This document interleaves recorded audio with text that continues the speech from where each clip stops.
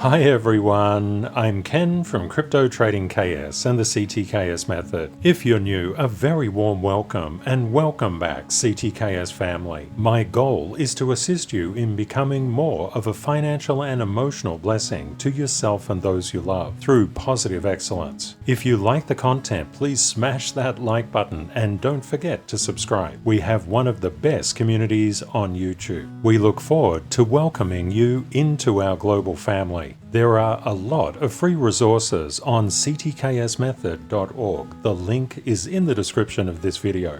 Let's see where the markets are going in the next 24 hours. And let's run the numbers.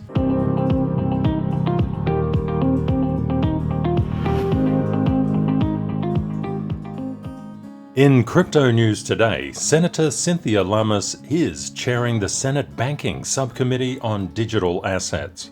This is an absolutely huge leap forward for the US, but it gets better than that. And President Trump has just done something really quite remarkable. Let's cross to the White House. And this, David, is? Yeah, this is the crypto EO. We're going to be forming an internal working group to make America the world capital in crypto under your leadership. Which is really going up, right? Absolutely.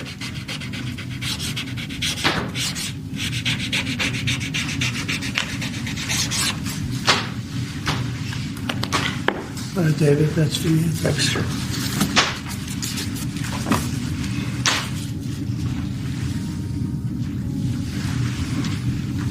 You find them exciting? They might not be exciting, but they're going to make a lot of money for the country. Thank you, sir. With the introduction of this news, it's an absolute game changer for the crypto market. In response to the executive order, Cynthia Lummis said, President Trump has promised to make this administration the most pro-digital asset in US history. The United States will be the global leader in financial innovation and digital asset advancement. This is a huge change. And with the departure of Gary Gensler as the Securities Exchange Commission chair, it is a very, very good sign for crypto. Gary Gensler was the most anti-crypto chair in existence. He was previously appointed by President Joe Biden. And Gary Gensler served as chair of the SEC from 2021 to 2025 and did immeasurable damage to crypto. This is fantastic news, and let's see how the crypto market is dealing with that news. The blue line is Bitcoin's gravitational pull on the crypto market. The white line is the percentage change of Bitcoin relative to the upper bank, and that's currently Ethereum Classic and Bonk, and the lower bank, which is currently Litecoin, Pepe, and SHIB. One thing to just bear in mind, as Bitcoin moves, so does the entire crypto market. No alt can escape Bitcoin's gravity. The fact that Ethereum Classic is coming up at the current time really does something for Ethereum's potential profitability. Keep your eye on ETH. Mathematics is a beautiful language. When we compare the 2016 cycle from the halving, what we're doing is just overlaying the price action on a logarithmic chart, not an absolute chart, that's a real no-no, but equal percentage price movements. And we can see that currently, the current 2024 cycle is just reflecting the basic movement of the 2016 cycle. Price is always moving in a wave, and now we're starting to see a bit of positive momentum enter into Bitcoin and also crypto. If we get this cutover and we get continuation, especially with the executive order that President Trump just signed, whoa, things could get crazy very quickly. Now, what would the institutions do? Just place your mind into an institutional mindset. What would the institutions do to get a good deal and a bargain to drive the price up? Well, they're likely to do something like this. Just be aware this is how institutions move. Could it go up exponentially from now? Absolutely. Yes, it could. This is why you must think in terms of three dimensions: an up case, a neutral case, and a down case. Unfortunately, with retail trade perfection, that concept, or RTP, that concept of thinking in only one direction is the dominating thing. So if it doesn't go up, oh, that person is wrong. But if it goes down and you were expecting it to go up, yeah, oh, there's something wrong with whoever said that. But price is moving in a wave. Over what basis are you assessing things from?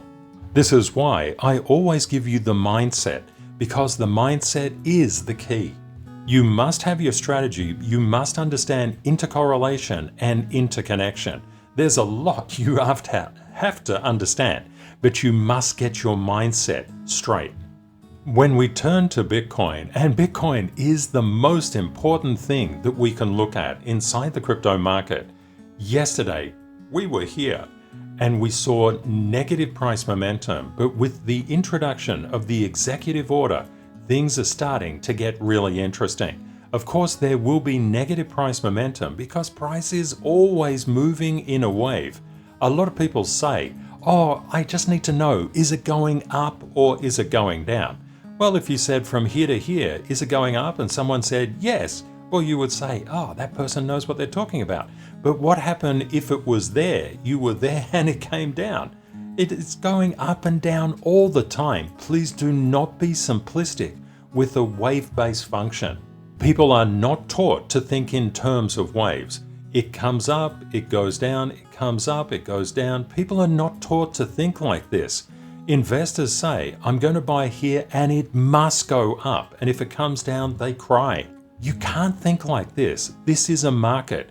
You must take advantage of the waves. Now, to do that, you must understand structure. So let's pop on the structure for Bitcoin and see where things were actually going right and going wrong for Bitcoin. I'll just throw on some numbers. From yesterday, we saw that we came into this gravitational well around that 102,298. And with the executive order, we rallied really hard, literally up to the 106,039.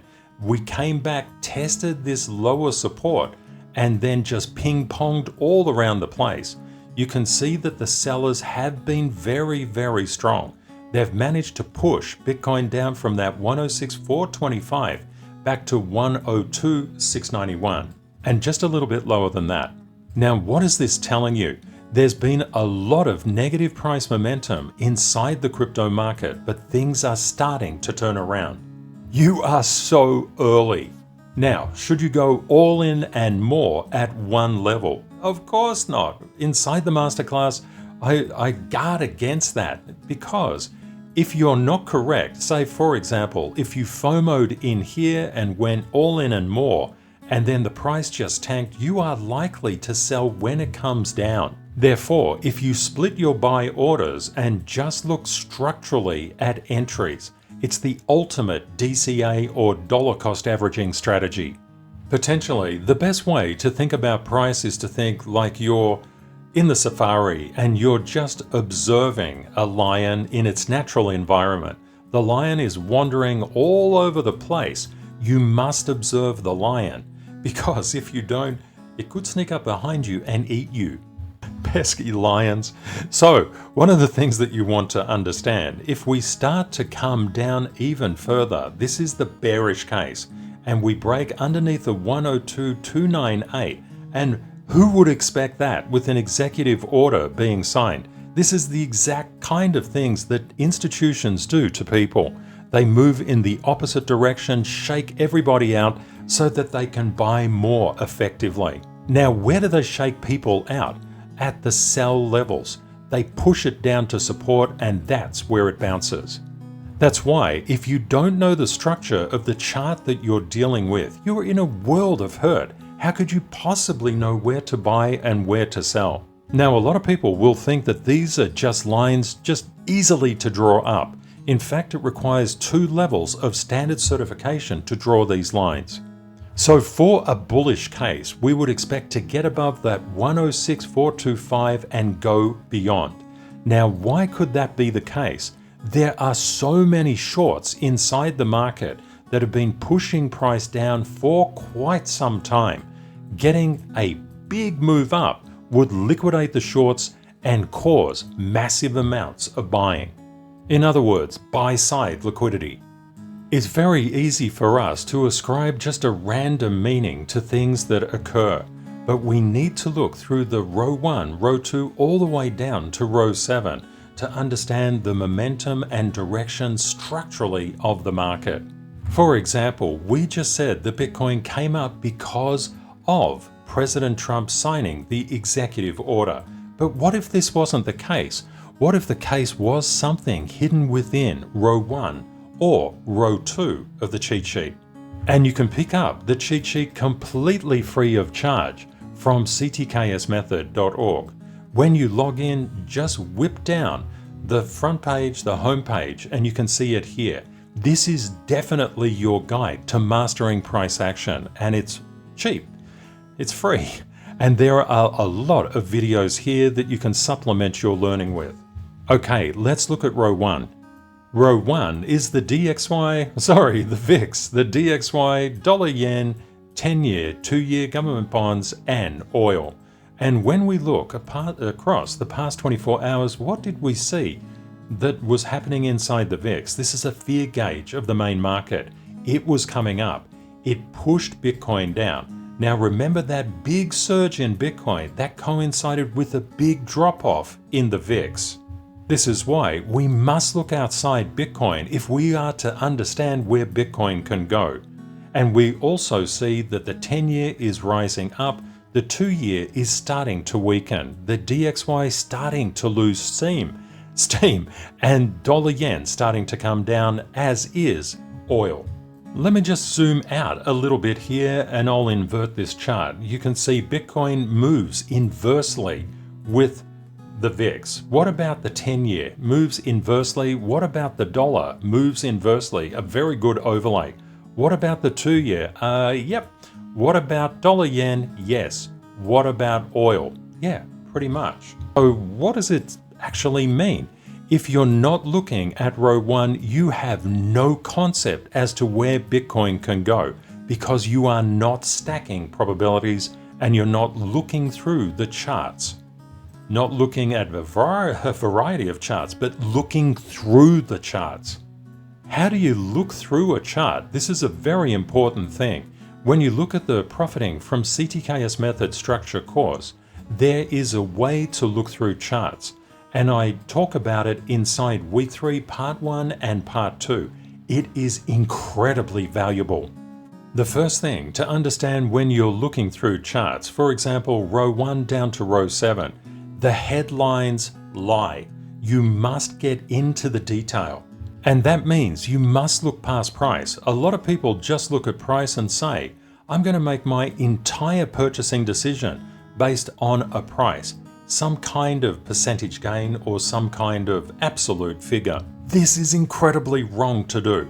First of all, you need to understand where the market is headed. We can see that risk off was off, so that meant risk on was on. And we saw that bleeding into the major indices, but the Russell is still showing a degree of weakness and the futures are also negative. Remember, we were looking at the Bitcoin chart saying where could Bitcoin actually go? It depends on the cheat sheet. Your ability to assess structural direction and momentum is incredibly important. And when we look at the stocks, Apple was down, Tesla was down, there's very minor movement here. Inside the crypto market, there's virtually no movement. ETH is up slightly, but when we look at Bitcoin and when we look at total, there's not much moving there. And the alts are pretty much bleeding. So things are going in. Money is going into Bitcoin and also Ethereum. About time, people would say, with ETH. We've had some minor games. Ethereum Classic is coming up. That's a good flag to note what ETH could do. ADA, very, very strong. Solana, Doge, XRP, all negative. The memes are negative. Melania's getting spanked, which of course is a technical term, and Trump is not doing too well either. And when we look at the VIX, the forward volatility is coming down. So we can see that the futures have come down of the major indices, which means there's a little bit of negative price momentum inside the market. But when we look at this, we expect a bounce. Remember, you must think in terms of wave-based functions because you can make a lot of money in a downtrend, and I explain specifically how to do that in the Profiting from CTKS Method structure course. For the Masterclass students, that is not part of the Masterclass. It is separate. What you'll find is the mindset is the absolute key to everything. A lot of people just want the levels. Of course, the levels are incredibly important, but without the mindset, you can't take advantage of them. So let's talk about mindset. There are 4 stages that every single trader and investor progresses through to become consistently profitable. Zone 1 and Zone 2 are the emotional zones where the focus is on certainty. You'll know if you're inside Zone 1 and Zone 2 because as the price comes up, you will panic that you're going to miss out, so you'll buy. And when it comes down, you'll also panic that it's going to zero, and you're going to get very, very angry when it turns around and goes up past the price that you sold for. Unfortunately, the panic zone and the blame zone obey the lose money rules, which are a series of rules that actually decimate people both financially and emotionally. And they're literally all focused around the terror of trying to get certainty out of a market that moves in a curvilinear fashion. That is, price is always moving in a wave. That is rule 4. Price is moving in a wave means that it's going up and down all the time, but yet this up and down action just perplexes so many people. A famous quote is from Horace, "Rule your mind or it will rule you." Unfortunately, inside Zone 1 and Zone 2, the mind is full of fear. Inside Zone 1 and Zone 2, everybody wants the easy way. They want to hand their money over to other people to manage because somebody somewhere told them that's what the rich do. They don't do it. It's really important to understand that these are the 4 stages that all investors and traders progress through. Going through panic and going through blame is literally quite normal. But please don't stay there. It does take a lot of time to understand that price is always moving in a wave. Instead of buying up here, we just wait for the retracement and we buy there. And we make sure that we understand the directional composition, momentum, and structure of the market. This requires a lot of learning, and learning is the process of getting out of the lose money rule zones into the make money rule zone. But of course, making it and keeping it are different. Literally, all of the week 4 materials in the Profiting from CTKS Method structure course are on Zone 4. Unfortunately, you can only be profitable if you learn, and ignorance is very, very expensive. Cheap is cheap for a reason. Look at this particular pillar holding up a structure. It's cracked. Look at all these cracks. Do you know what this is? That's plastic wrap. I don't really think it's going to stand up against concrete. Maybe this particular building was really cheap and quality varies with price. You get something cheap, you're going to have to expect something like this. Inside Zone 1 and Zone 2, people don't know the rules of the market. That requires a lot of understanding and a lot of experience. Fortunately, you can gain other people's experience that have gone through this process. It's a horrible process to go through. And if you're inside Zone 1 and Zone 2, I really feel for you. It's really ugly. But things do get better. With learning, you'll move away from certainty into probability. You'll also take up the concept that the markets are governed by rules. It is not random. You'll understand intercorrelation and interconnection. You'll understand why you should put log on in the charts that you view. Very few people do it. You'll understand so many things, but positive excellence, you will make money inside Zone 3, absolutely. But positive excellence is how you keep your money. Literally everything you want is on the other side of positive excellence. Inside financial markets, it's vitally important to have positive excellence. Why is this the case? If you think about Zone 1 and Zone 2, it's inner turmoil, inner conflict, anger, aggression, all sorts of things, panic. Inside positive excellence, which is Zone 3 to Zone 4, especially Zone 4, we have inner peace and outer peace. That means we can make rational decisions. Inside Zone 1 and Zone 2, people do not have persistence and commitment. They don't stick at it. They do not focus on learning. They have fantasies about unlimited money, and often they have no humility and absolutely no patience. Money is always a byproduct of having the right system.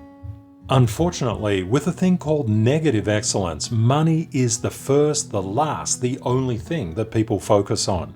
There's a very big problem with money. Money is effectively unlimited. You might remember a time when Jeff Bezos was the richest man in the world. Oh no, Elon is now the richest man in the world. What is Jeff going to do about that? I guess he feels pretty bad. Do not make money your solitary focus. Instead, make learning your focus and just always know that the easy way is not the way. It never was and it never will be. I thought it'd be a really good thing to comment on this. What strategies have you used personally to overcome panic and blame and move into Zone 3 or even Zone 4? That could help many people. Have a great day or night ahead, my friends, and Kate and I look forward to catching up with you again in the next video. Bye for now.